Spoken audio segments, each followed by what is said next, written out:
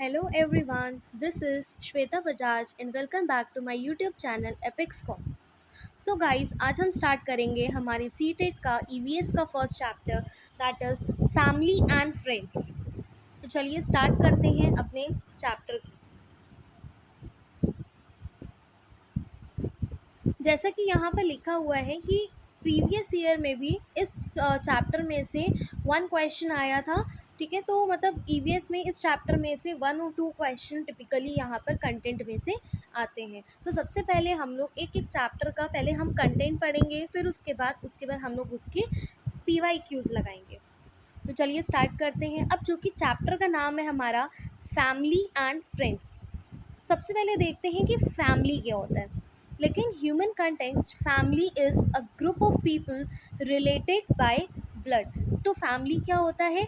वो group of people होते हैं, वो लोग जो साथ में रहते हैं। ठीक है, कैसे वो आपस में रिलेटेड होते हैं? By blood, by affinity and by co-residence, सारे साथ में रहते हैं। In a family there exist a feeling of love, cooperation, सबका आपस में आपसी प्यार होता है, कॉपरेट करके रहते हैं, एक अटैचमेंट होता है उनका आपस में, एक उनका लगाव होता है आपस में, केयर होती है एक दूसरे के लिए। एंड अमंग द मेंबर्स, ठीक है, तो आपसी जो मेंबर्स होते हैं फैमिली में उनके बीच में एक फीलिंग होती है लव की, एक कॉपरेशन होता है, एक आपसी जुड़ाव होता है, एक लगाव होता है और आपस में केयर होती है।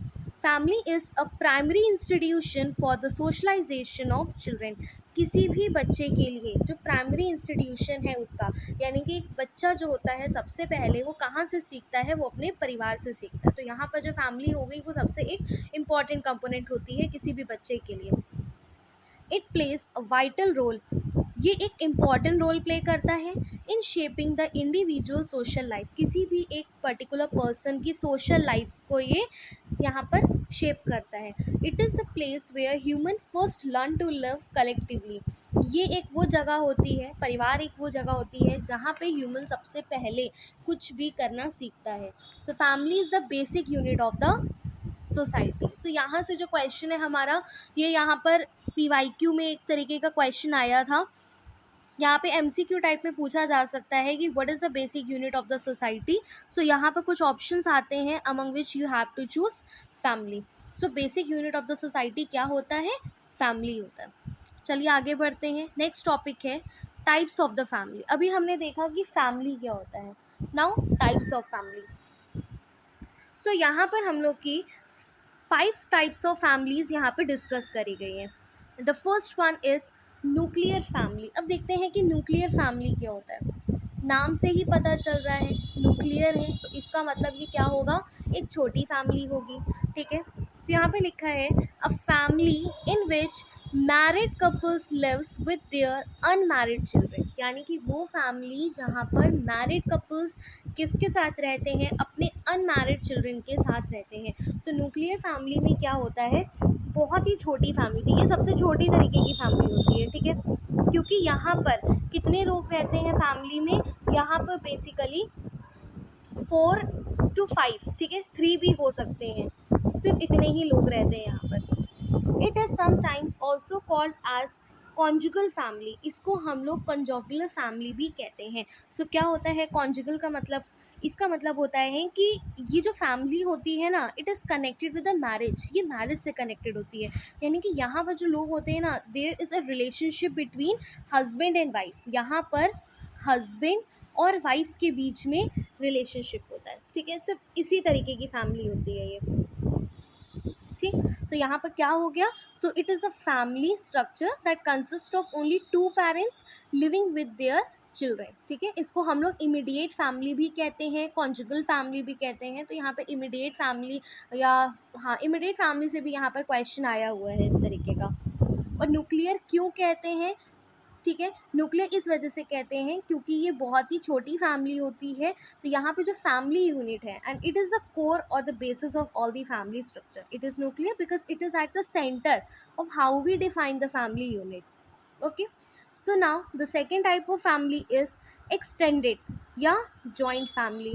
अब यहाँ पर एक्सटेंडेड या जॉइंट फैमिली से हमको क्या पता चल रहा है?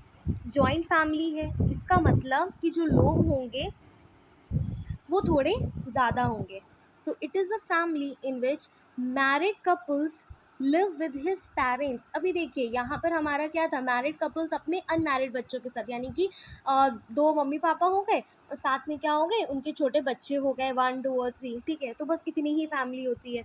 लेकिन यहाँ पर क्या है, यहाँ पे मैरिड कपल्स अपने पेरेंट्स के साथ रहते हैं, यानी कि यहाँ पर पेरेंट्स भी हो गए, यहाँ पर ग्रैंड पेरेंट्स भी हो गए, चिल्ड्रन भी हो गए, या दूसरे रिलेटिव्स भी हो गए, ठीक। अर्लियर इन इंडिया, इंडिया में पहले most of the families were of this nature. हमारे इंडिया में पहले ज़्यादातर जो फैमिलीज होती थी ना वो इसी तरीके की होती थी, यानी कि जॉइंट फैमिली ही पाई जाती थी। But now the concept of joint family is getting diluted. लेकिन अब ये तो बिल्कुल गायब ही होता जा रहा है, क्योंकि अब लोग क्या प्रेफर कर रहे हैं, अब लोग सिर्फ यहाँ पर न्यूक्लियर फैमिली प्रेफर कर रहे हैं कि भैया छोटी फैमिली हो वही बेस्ट है। लेकिन पहले हमारे इंडिया में ऐसा नहीं होता था, ठीक। लेकिन यू नो कि एक ग्रोइंग अप के लिए ना, ठीक है, a growing up in a joint family it has a significant influence on a child, okay. तो जॉइंट फैमिली जो थी ना, क्योंकि होती क्या है कि सबसे ब्यूटीफुल इंस्टीट्यूशन होता है ये, एक जो जॉइंट फैमिली होती है, ठीक। तो क्या होती है, ये लार्ज अनडिवाइडेड फैमिली होती है जहाँ पे जो मेंबर्स होते हैं of more than one generation live together under a one roof. एक छत के नीचे बहुत सारे लोग रहते हैं, जैसे कि ग्रैंड पेरेंट्स हो गए, अंकल हो गए, आंट, ठीक है, यानी कि बड़े पापा, बड़ी मम्मी, चाचा चाची, तो ये सारे लोग जब एक साथ रहते हैं, वो हो गए, उनके बच्चे हो गए, कजन्स हो गए, तो उसको हम लोग बोलते हैं जॉइंट फैमिली हो गई। क्लियर। चलिए अब नेक्स्ट आते हैं matrilocal family. So what is matrilocal family? It is a family where mother heads the family. तो यहाँ पर सिर्फ एक ही टर्म आपने याद करना है कि वो फैमिली जहाँ की लीडर कौन होती है, जहाँ की लीडर एक मदर होती है, उसको हम लोग बोलते हैं मैट्रिलोकल। तो यहीं से ही निशानी पता चल रही है कि ये मदर है, तो एम से मदर हो गया और एम से हमारा मैट्रिलोकल हो गया। In this type of family, couples live with और near the female's family after the marriage। यहाँ पे जो कपल होता है शादी के बाद वो कहाँ रहता है, वो फीमेल फैमिली के साथ रहता है, ठीक है। तो यहाँ पर जो डोमिनेटेड हुई वो कौन हुई, फीमेल हुई। चलिए नेक्स्ट पर आते हैं। अब हो गई हमारी पेट्रीलोकल फैमिली। ये क्या होती है patrilocal family? A family where father heads the family. वो फैमिली जहाँ का जो लीडर होता है वो कौन होता है, फादर होता है। अभी हमने मैट्रीलोकल में पढ़ा, मैट्रीलोकल में जो लीडर था वो कौन था, वहाँ की जो लीडर थी वो हमारी फीमेल थी, राइट। अब यहाँ पे लीडर कौन है, यहाँ पे लीडर है फादर, वहाँ पे मदर थी, तो एम से मैट्रीलोकल हो गया और एम से ही हमारा मदर हो गया पेट्रीलोकल, ठीक है। तो पापा को क्या बोलते हैं, फादर होता है ना, तो फादर कौन हुआ, पापा, तो पी से वो हो गए और पी से हमारा क्या हो गया, पेट्रीलोकल family. And in this type of family, couples live with और near the male family after the marriage. यहाँ पे कपल शादी के बाद मेल फैमिली के साथ रहता है। सो ज़्यादातर जो फैमिली होती है हमारे यहाँ पर वो क्या है, पेट्रीलोकल फैमिली है, क्योंकि शादी के बाद कहाँ रहते हैं, पापा की फैमिली के साथ रहते हैं। नेक्स्ट कम अब आते हैं हमारा कॉन्सेंजनस फैमिली। ये क्या होता है, देखिए ये उस तरीके की फैमिली होती है जहाँ पर ना रिश्तेदारी में ही शादी हो जाती है, जहाँ पर आपसी जैसे कजन्स हो गए, ठीक है, मामा के बच्चे, बुआ के बच्चे, इन सब के बच्चों के साथ जैसे शादी हो गई, उसको हम लोग बोलते हैं consanguineous family. Same blood, it means in this kind of family individual who have descended from the same ancestors live together। जहाँ पर यहाँ पे जो मैरिजेस होती है ना वो सेम ब्लड में होती हैं, ठीक है। जैसे कि कज़न भाई बहन की आपस में शादी हो गई या रिश्तेदारी में शादी हो गई, तो उसको हम लोग बोलेंगे कंसेंजनस फैमिली। क्लियर है। तो हमने यहाँ पर हमारी 5 टाइप्स ऑफ फैमिलीज़ के बारे में पढ़ लिया। सबसे पहले हमने किसके बारे में पढ़ा, सबसे पहले हमने यहाँ पे पढ़ा न्यूक्लियर फैमिली, देन उसके बाद हमने पढ़ा एक्सटेंडेड फैमिली या जिसको हम लोग जॉइंट फैमिली भी कहते हैं। नेक्स्ट हमने यहाँ पे पढ़ा मैट्रीलोकल फैमिली, नेक्स्ट पेट्रीलोकल फैमिली, और लास्ट हमने पढ़ा यहाँ पर कंसेंजनस फैमिली। ओके, सो आगे बढ़ते हैं। नेक्स्ट है हमारा यहाँ पर कैरेक्टरिस्टिक्स ऑफ फैमिली, एक फैमिली जो होती है क्या फीचर्स हैं, मतलब क्या होगा तो उसको हम लोग कहेंगे कि ये फैमिली है। तो यहाँ पर कुछ बेसिक से फीचर्स हैं। तो सबसे इम्पॉर्टेंट फीचर क्या है, हेरिडिटी रिलेशन है। The members in the family are related to each other by heredity and trades and transfer from one generation to next generation. तो ये तो बिल्कुल बेसिक सा है, एक हेरिडिटी है, ठीक है, तो वो हमारा यहाँ पर पास ऑन होता रहता है। नेक्स्ट आता है economic function. Family provides economic support to its member. अब एक परिवार में रहेंगे तो परिवार वाले एक दूसरे को क्या सपोर्ट करते हैं, इकोनॉमिकली, पैसों से भी सपोर्ट करते हैं। जैसे कि आपकी एजुकेशन का जो खर्चा है वो कौन उठा रहा है, आपके पापा मम्मी, ठीक है, तो यहाँ पे ये सपोर्ट करते हैं। ग्रैंड पेरेंट्स कर रहे हैं, कुछ लेना है, छोटे बच्चों को लेना होता है तो उनको पैसे कौन देते हैं, उनके ग्रैंड पेरेंट्स दे रहे हैं, उनको पेरेंट्स दे रहे हैं। तो ये हमारा होता है यहाँ पर इकोनॉमिक फंक्शन। यहाँ पे जो मेंबर्स होते हैं फैमिली के वो अर्न करते हैं पैसे by engaging in any economic activity, किसी भी इकोनॉमिक एक्टिविटी में इंगेज होकर वो पैसा कमाते हैं। Next, essentiality of the marriage. यहाँ पे मैरिज मतलब मैरिज होगी तभी तो फैमिली आगे बढ़ेगी, ठीक है। To reproduce is the very essential function of human and in any living being marriage helps in caring the family. शादी होगी तभी परिवार आगे बढ़ेगा, परिवार आगे बढ़ेगा जनरेशन आफ्टर जनरेशन बढ़ाने के लिए, यही एक फीचर है यहाँ पर एक फैमिली का। Next comes the social security.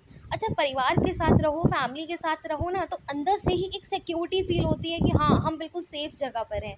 So this is only feature, family provide security to its member. Family क्या करती है, अपने परिवार को एक सिक्योरिटी प्रोवाइड करती है and it's a basic unit of social security. हमको अंदर से ही सिक्योर फील होता है जब हमारे फैमिली मेम्बर्स हम लोग के साथ होते हैं। तो ये चार हमारे कुछ इंपॉर्टेंट फीचर्स थे।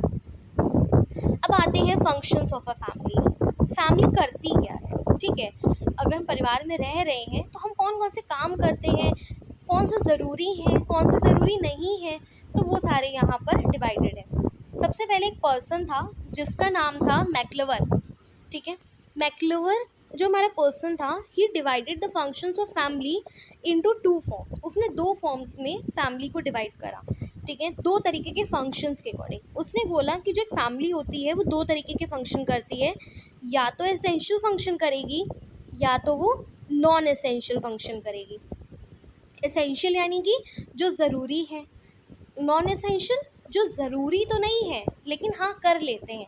एसेंशियल ये तो आपको करना ही पड़ेगा, जैसे कि क्या होता है एसेंशियल, ज़रूरी क्या है, इकोनॉमिक फंक्शन। अगर हम एक परिवार में रह रहे हैं तो कमाना तो पड़ेगा ना खाने के लिए, तो इकोनॉमिक फंक्शन तो रहेगा ही। रिप्रोडक्शन फंक्शन, फैमिली आगे बढ़ाएंगे तभी तो चिल्ड्रन होंगे। एजुकेशनल फंक्शन यानी कि पढ़ाई लिखाई। Sexual function comes under the essential function, while recreational function यानी कि इंजॉयमेंट हो गया, ये हमारा आता है non essential function.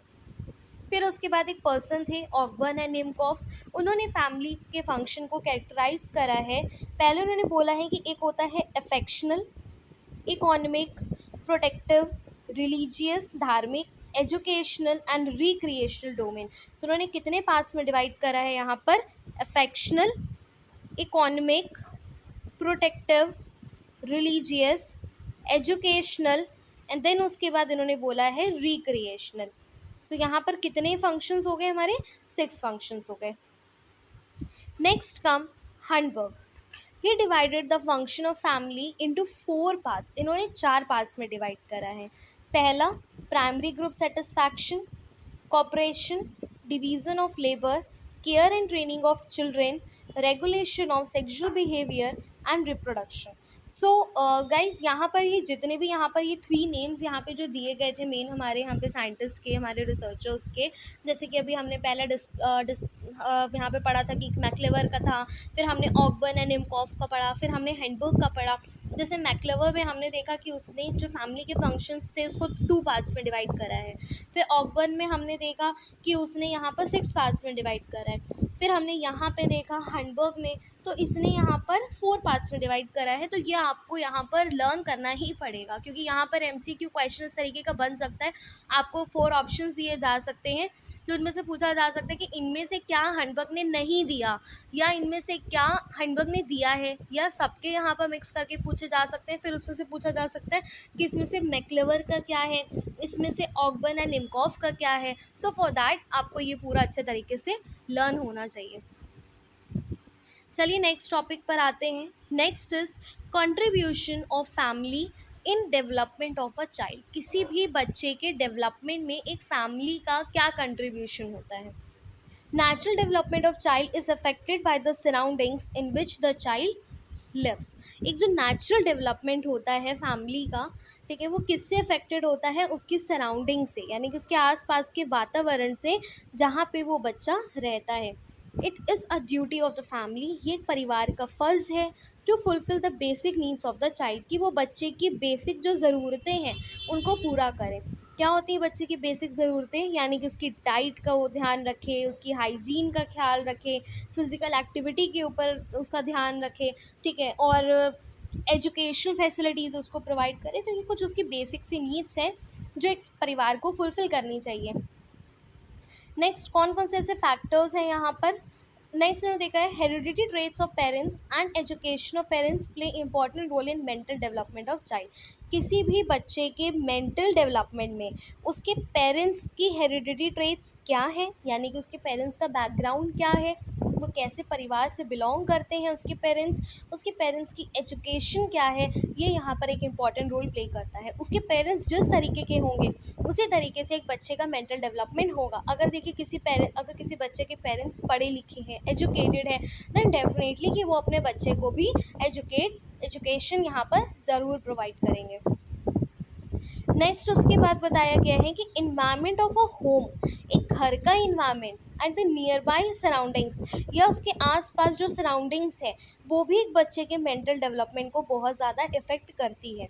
Child begin his early education and training with in the family, क्योंकि बच्चा स्कूल जाने से पहले अपनी जो एजुकेशन या जो ट्रेनिंग होता है वो कहाँ लेता है, अपनी फैमिली में ही लेता है। क्योंकि बच्चा सबसे पहले कहाँ सीखता है, सबसे पहले वो फैमिली में सीखता है, फैमिली में ही बोलना सीखता है, फैमिली से ही वो मैनर्स सीखता है। तो इस वजह से फैमिली का कैसा इन्वायरमेंट है, घर का इन्वायरमेंट कैसा है, उसके फैमिली में जो लोग जो हैं, जो मेंबर्स हैं, उनका बिहेवियर कैसा है, ये सारी चीज़ें एक बच्चे के मेंटल डेवलपमेंट के ऊपर बहुत ज़्यादा अफेक्शन प्रोवाइड करती है। Next, family is an essential vehicle for the transmission of knowledge, values, attitudes and practices. As we have discussed above कि जो family है ये बहुत ज़्यादा यही एक सबसे ज़्यादा important aspect है जो क्या provide करता है बच्चे को knowledge provide करते हैं, values, attitude, practices, ये सारी चीज़ें ये provide करते हैं। अब नेक्स्ट आता है हमारा फ्रेंड।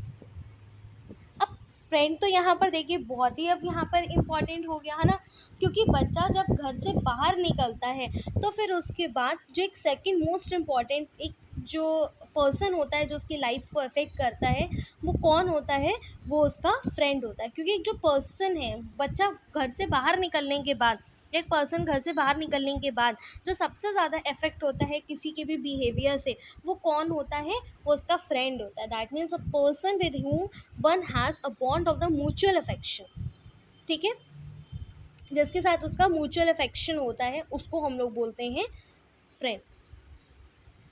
क्योंकि यही आपको सपोर्ट प्रोवाइड करता है, यही आपकी लाइफ की क्वालिटी को इम्प्रूव करता है। ही इज़ द वन, या he is the only one who promote self confidence, who provide honesty and unconditional love and help you to progress mentally. So यहाँ पे क्या लिखा है, यहाँ पर a person with whom one has a bond of mutual affection, typically one exclusive of sexual or family relation. As we go through life, we have the opportunity to meet a variety of people, a variety of different people, but few become friends. जब हम life में आगे बढ़ते हैं तो हम बहुत सारे लोगों से मिलते हैं, ठीक है, लेकिन उनमें से कुछ ही लोग हैं जो हमारे फ्रेंड बन पाते हैं। हर किसी के साथ हम नहीं दोस्त बन पाते हैं ना। तो यानी कि यहाँ पर क्या होना चाहिए, थोड़ा सा हमारी जो बिहेवियर है, हमारे जो इमोशंस हैं, वो यहाँ पर थोड़े से कोरिलेट होने चाहिए। True friend shares a joy, एक जो सच्चा दोस्त होगा वो खुशियाँ, दुख, ये सब आपके साथ शेयर करेगा। Stands with him in difficult circumstances, मुसीबत के समय वो आपके साथ खड़ा होगा। And tries to support in all the situation. Friends have mutual respect for each other, दोस्तों में आपस में क्या होती है, म्यूचुअल रिस्पेक्ट होती है। और फ्रेंड्स के बीच में जो रिलेशनशिप होता है उसको हम लोग बोलते हैं फ्रेंडशिप। सो यहाँ से भी हमारा एक इम्पॉर्टेंट ऑब्जेक्टिव क्वेश्चन बन सकता है। Next, friendship alone is that relation in the world where we select partner, friend, companion based on our interest. Friendship ही एक ऐसा रिश्ता है दुनिया में जो हम अपने आप चूज़ करते हैं। अब फैमिली तो हम अपना अपना चूज़ करेंगे, वो क्या है, वो तो ऑलरेडी हमारे हेरिडिटी इन्वायरमेंट से हमको मिली है ना। लेकिन फ्रेंडशिप क्या है, जो फ्रेंड्स हैं वो हम अपने आप खुद चूज़ करते हैं। Every one is free to select the friends of their choice and no one can forcefully be friend with other individual. यहाँ पर हर कोई फ्री है कि वो अपनी पसंद का कोई भी फ्रेंड चूज कर सकता है। Friend leaves an important impact on overall development of a child, एक जो फ्रेंड होता है वो किसी भी बच्चे के ओवरऑल डेवलपमेंट में बहुत ज़्यादा इम्पैक्ट करता है। Fruitful social relationship in childhood and adolescence time help a child develop better overall personality and protect from later psychological disorder. तो कह रहे हैं कि एक जो अच्छा जो एक फ्रेंडशिप का जो रिश्ता होता है ना बचपन में, एडोलेसेंट में, वो एक पर्सन में, वो एक चाइल्ड में उसकी ओवरऑल पर्सनालिटी को डेवलप करता है और उसको बाद में उसकी लाइफ में कोई भी साइकोलॉजिकल डिसऑर्डर ना आ जाए उसको प्रोटेक्ट करता है। अभी एक पर्सन थे एरिस्टोटल, इन्होंने क्या बोला है कि जो फ्रेंडशिप होती है ना वो 3 तरीके की होती है। कैसे 3 टाइप्स की होती है फ्रेंडशिप? एक उन्होंने बोला है फ्रेंडशिप होती है यूटिलिटी के बेसिस पे, एक होती है प्लेज़र के बेसिस पे और एक होती है गुड के बेसिस पे। अब देखते हैं इन तीनों का अपना यहाँ पर क्या मतलब है। पहला इन्होंने बोला है friendship of utility. So in this kind of friendship, two people are friend for the sake of their own interest. जब आप अपनी किसी वजह से, ठीक है, आपका जब उसमें कोई मतलब रखा हो, जब आपका कोई उसमें म्यूचुअल नहीं कहेंगे, अपना खुद का कोई फ़ायदा होता है, किसी फ़ायदे की वजह से जब हम फ्रेंडशिप करते हैं तो उसको हम लोग बोलते हैं फ्रेंडशिप ऑफ यूटिलिटी।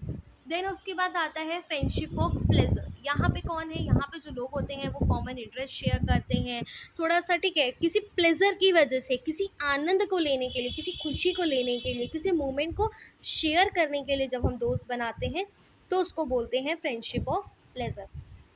देन उसके बाद एक होता है गुड। यहाँ पे ना कोई म्यूचुअल इंटरेस्ट होता है, ना कोई प्लेज़र होता है, ठीक है, ना हम म्यूचुअल इंटरेस्ट के लिए दोस्त बना रहे हैं, ना हम प्लेज़र के लिए बना रहे हैं। यहाँ पे क्या होता है, यहाँ पे म्यूचुअल रिस्पेक्ट होती है for one another. So this is a very good type of friendship which is a friendship of the good. The next comes the relatives and relationships. Relatives का मतलब क्या होता है, रिश्तेदार। Relatives are those individuals in a society और family who are connected to each other by blood relations, marriage, feeling और emotions. तो ये तो सभी को पता है कि यहाँ पे जो रिश्तेदार होते हैं वो किससे कनेक्टेड होते हैं, by blood relations, by marriages और द फीलिंग्स और emotions. Relatives and relationship does influence the child in growth and development. जो रिलेटिव्स होते हैं ना, जो रिलेशनशिप होता है, ये भी किसी एक बच्चे के ग्रोथ में, डेवलपमेंट को बहुत ज़्यादा इन्फ्लुएंस करते हैं। Child develops initial communication skill. बच्चे के अंदर जो एक शुरुआती जो कम्युनिकेशन स्किल्स आती हैं, इंटरपर्सनल रिलेशनशिप्स जो होते हैं, by interacting with them and observing them. तो वो कैसे आते हैं, उन लोगों से इंटरेक्ट करके, उनको देख के वो सीखता है। बच्चा जब छोटा होता है तो उसके बड़े क्या कर रहे हैं, उसके साथ वाले क्या कर रहे हैं, उसके रिलेटिव्स क्या कर रहे हैं, वो उन्हीं को ही देख कर सीखता है। Child develops attitude towards life qualities like sympathy, empathy, compassion, sensitiveness, awareness towards culture, religious practices, and traditions of life and society by observing the family and its relatives. एक बच्चे के अंदर ये जो सिंपैथी एम्पैथी वाली जो feelings आती है, ठीक है, किसी चीज़ को लेकर जो मन में जो भावनाएं आती हैं, तो ये सारी चीज़ें भी कि वो उसके मन में कैसे आती हैं, अपने फैमिली को, अपने रिलेटिव्स को देख कर। वो किसी अगर रिलीजियस को प्रैक्टिस कर रहा है, यानी कि अगर वो किसी धर्म को मान रहा है तो वो भी वो किस वजह से मान रहा है, अपनी फैमिली को देख के, वो अपनी फैमिली के ट्रेडिशंस को फॉलो करता है, ठीक है।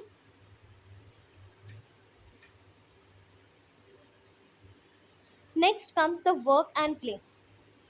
अब वर्क का और प्ले का एक बच्चे की लाइफ में क्या इंपॉर्टेंस है। Famous educationist Maria Montessori has said, play is the work of the child. खेलना तो बच्चे का काम है।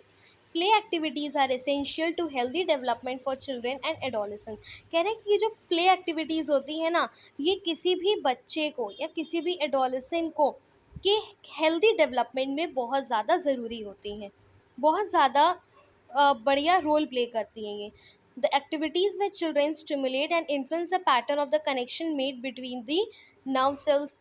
Activities influence the development of fine and gross motor skills, language, socialization, personal awareness, emotional well-being, creativity, problem solving and learning ability. यानी कि देखिए ये जो एक्टिविटीज़ होती है ना, ये बच्चों में एक तरीके से ओवरऑल डेवलपमेंट करती हैं। ठीक, छोटी छोटी सी जो स्किल्स हैं, छोटी छोटी सी जो ये जो मोटर स्किल्स हैं, ये सारी इन बच्चों में क्या हो जाती हैं, ग्रो करती हैं, डेवलप करती हैं। किसकी वजह से?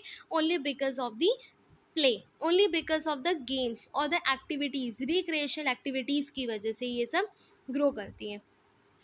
उसको प्रॉब्लम को सॉल्व करने में उसको हेल्प मिलती है।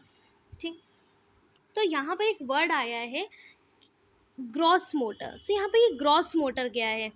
तो एक्चुअली में the gross motor skills are the skills that children develop using their whole body. ठीक है, and you can see this from the babies earliest efforts to move and travel to young children coordinating the whole body movements. इन सबको हम लोग बोलते हैं gross motor skills.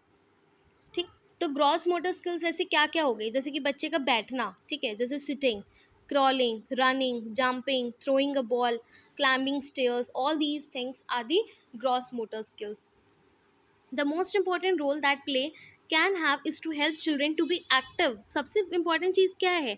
खेलने से तो एक्टिव रहते हैं ना, बॉडी एक्टिव रहेगी तो माइंड एक्टिव रहेगा, माइंड एक्टिव रहेगा तो हम चॉइस कर पाएंगे, चॉइस कर पाएंगे and practice actions to mastery. एक पर्सन किसी भी चीज़ में एक्सपर्ट हो सकता है। Play links sensory motor cognitive and social emotional experiences and provides an ideal setting from brain development. तो यहाँ पे क्या है कि जो प्ले है वो इन सारी चीज़ों को भी आपस में क्या करता है, लिंक करने की कोशिश करता है। तो यहाँ पे जो हमारा टर्म है कॉग्निटिव, तो ये यहाँ पर बहुत ज़्यादा इंपॉर्टेंट है क्योंकि बार बार आपको पेडागॉगी में भी ये वाला सब्जेक्ट देखने को मिलेगा। ठीक है, तो कॉग्निटिव का मतलब क्या होता है? That means relating to conscious mental activities. ठीक है, कॉन्शियस मेंटल एक्टिविटीज़ से रिलेटेड जो होता है उसको हम लोग बोलते हैं कॉग्निटिव स्किल्स। कॉग्निटिव स्किल्स में आती हैं हमारी जैसे कि थिंकिंग हो गई, रीजनिंग है, अगर हम कुछ याद कर रहे हैं तो रिमेम्बरिंग, इमेजिनिंग, लर्निंग वर्ड्स। ठीक है, तो ये सारी चीज़ें हमारी किस में आती हैं? कॉग्निटिव में आती हैं, यानी कि ब्रेन से रिलेटेड जो हो गया। ठीक, तो कौन कौन सी हो गई हमारी? कुछ हो गई यहाँ पर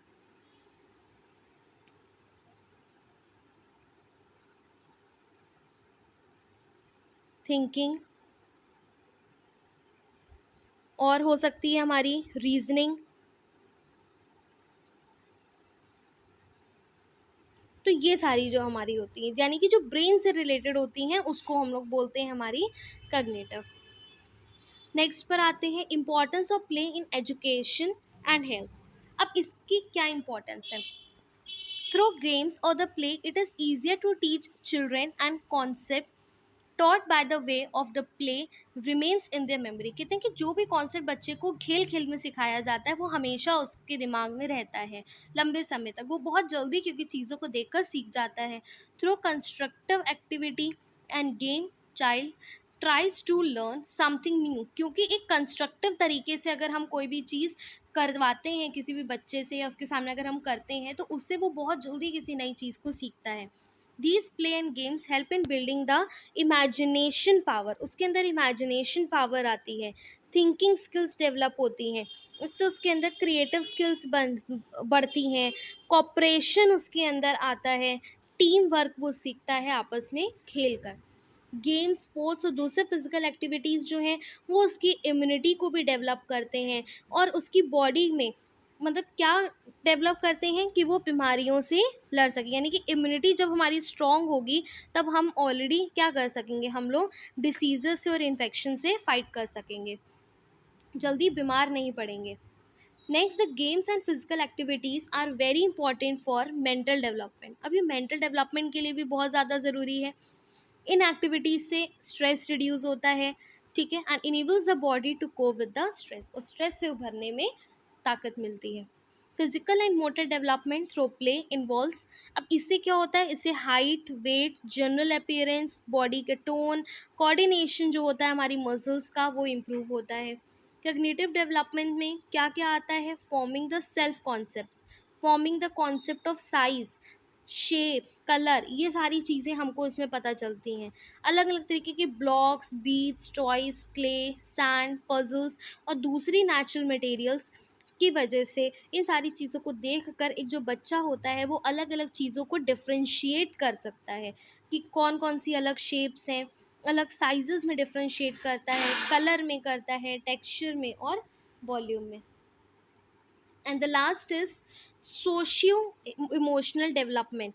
तो इसमें क्या होता है, it includes establishing the relationship, developing behaviour controls and social skills that make them acceptable in their family, school and community. क्योंकि गेम्स के थ्रू एक बच्चे में सोशियो इमोशनल डेवलपमेंट होता है। तो अब जब सोशियो इमोशनल डेवलपमेंट होगा, उसके अंदर सोशल स्किल्स आएंगी, तो वो एक ऐसा बिहेवियर करेगा, एक मतलब इस तरीके से बिहेव करेगा कि वो सोसाइटी में एक्सेप्टेड होगा। अगर वो सोसाइटी में एक्सेप्टेड होगा तो इसका मतलब वो एक सोसाइटी का एक अच्छा नागरिक बन के देश का या एक सोसाइटी का हिस्सा बन सकता है। ओके, सो ये था हमारा चैप्टर, हमारा फर्स्ट चैप्टर। सो गाइज, तो ये हमने आज अपना पढ़ लिया है सीटेट ईवीएस का फर्स्ट चैप्टर। तो अब इसके बाद हम लोग अपनी नेक्स्ट वीडियो में पढ़ेंगे, इनके PYQs लगाएंगे, हम लोग इम्पॉर्टेंट ऑब्जेक्टिव टाइप क्वेश्चंस करेंगे। सो गाइज, आई होप आपको ये सेशन अच्छा लगा होगा, ये वीडियो पसंद आई होगी, और अगर आपको वीडियो पसंद आई है so please like, share and subscribe it. Thank you.